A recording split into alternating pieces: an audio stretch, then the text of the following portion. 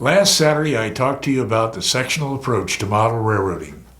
Today, I'm going to talk about the task-oriented approach. That's coming right up.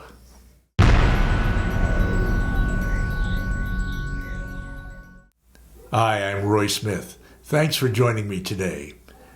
As I said, I discussed the sectional approach to model railroading last Saturday, and I described that approach as working on your layout one section at a time, pretty much from start to finish. On my layout, Echo Canyon is a good example of the sectional approach to model railroading. You were able to watch me create Echo Canyon in a series of 16 episodes here on this channel. If you missed that series, you can go back to it by clicking on a link to my Echo Canyon playlist down below.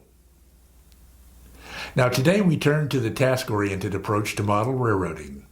In the task-oriented approach, you select a task that you want to do on your layout, and you do that task before moving on to another task. The task could be anywhere in your layout. Layout wiring lends itself especially well to the task-oriented approach. In today's episode, we're going to take a look at a specific wiring task that I need to do. Let me start by showing you my to-do list. And here it is. My to-do list identifies all the things I need to do on my layout. It helps me prioritize these things. As you can see, I've divided my to-do list into 3 columns. The first column identifies things I want to do now, the second column, the things I want to do soon, and the third column, the things I will do in the future. In other words, the tasks are organized by priority. Not everyone wants to bother with a to-do list, and that's okay too, but for me, having such a list keeps me organized as I go about building my layout.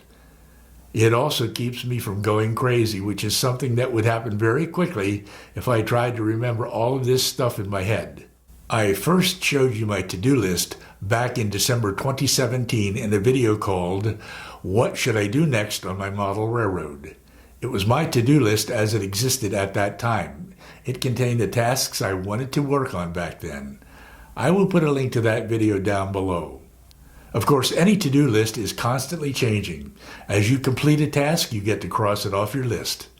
In my case, though, I cross a task off the list and right away discover 2 new tasks to add to the list.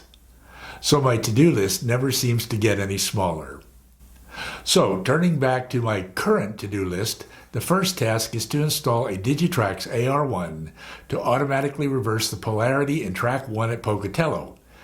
This task is at the top of my list of things I want to do right now because until I do it, I can't run any trains on that track without causing a short that shuts down the whole layout.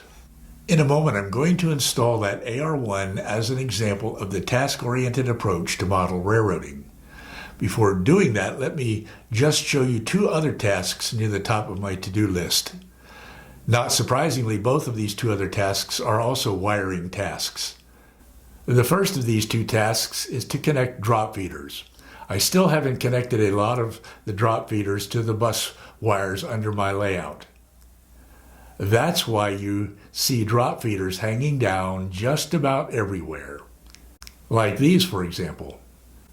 My drop feeders are blue and white because I use Cato Unitrack, and blue and white are the colors that Cato uses for its drop feeders.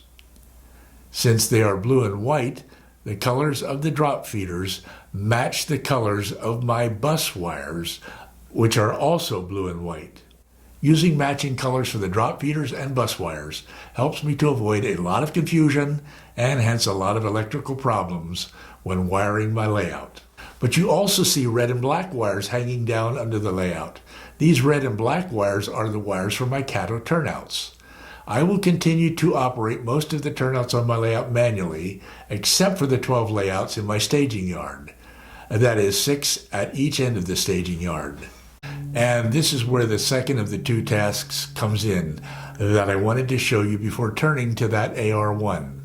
I want to control these 12 turnouts in my staging yard using NCE switchcats, which are specifically designed to work with Cato turnouts.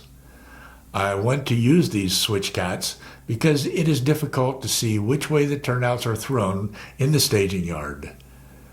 Once I hook up the switch cats to my turnouts, I will be able to throw the turnouts there in the staging yard using either my throttle or push buttons on the fascia.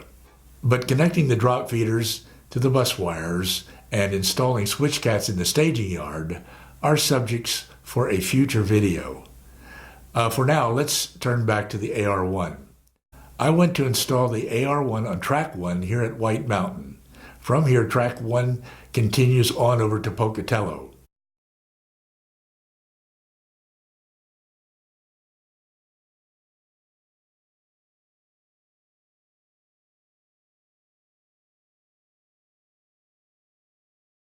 In order to understand why I may have to install an AR-1 here, I must show you this highly simplified schematic of my track plan, because the schematic will reveal why a reversal in the track polarity occurs on track 1 in the first place.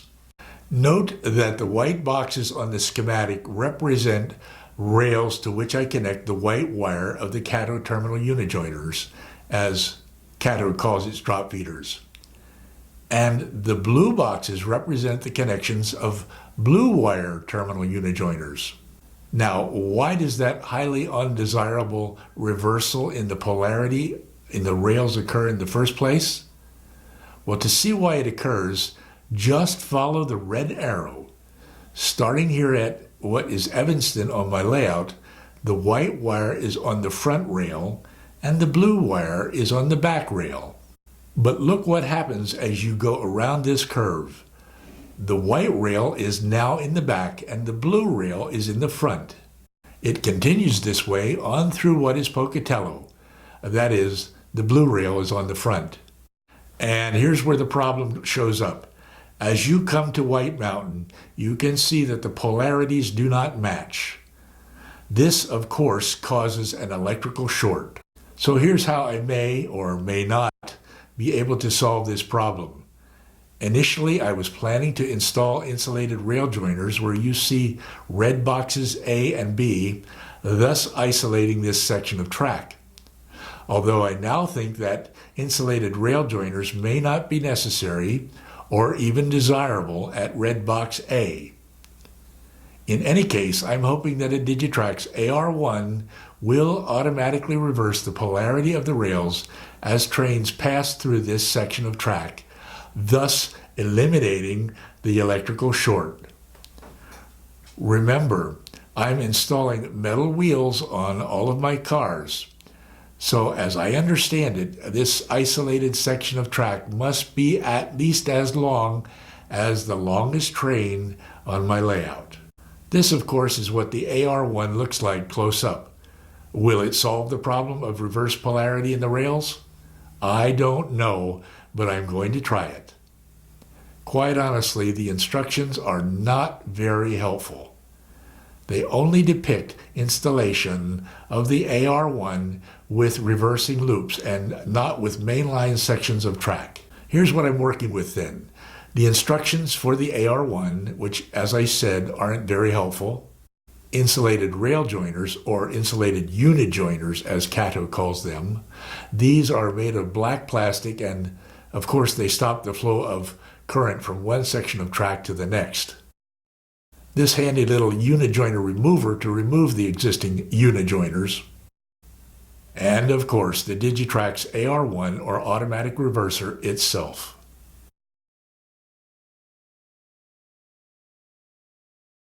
I start by removing the existing unijoiners from all three sections of track.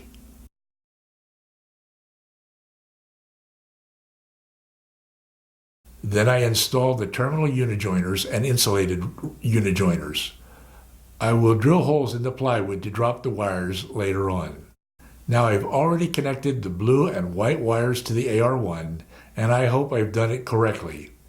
It's a little hard to tell because, as I have said, the instructions are just about worthless. I have now connected one set of the blue and white wires from the AR-1 onto the track at the left. I have installed the insulated unijoiners on the middle section of track, and I have connected the second set of blue and white wires from the AR-1 to the section of track to the right. This illustrates the connections.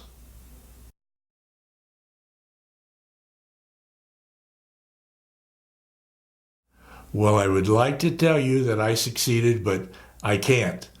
Something is terribly wrong. Let me show you.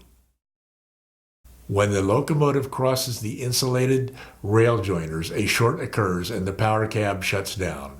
I've tried reversing the wires, and I've adjusted the TCC or Tunable trip current knob, which is supposed to increase or decrease the amount of current at which the change in polarity occurs.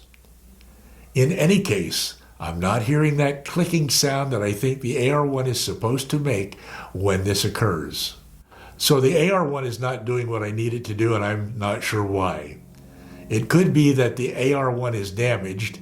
It could be that I wired it incorrectly, or it could be that the AR-1 isn't intended for changing the polarity in mainline sections of track as I am trying to do here. I don't know.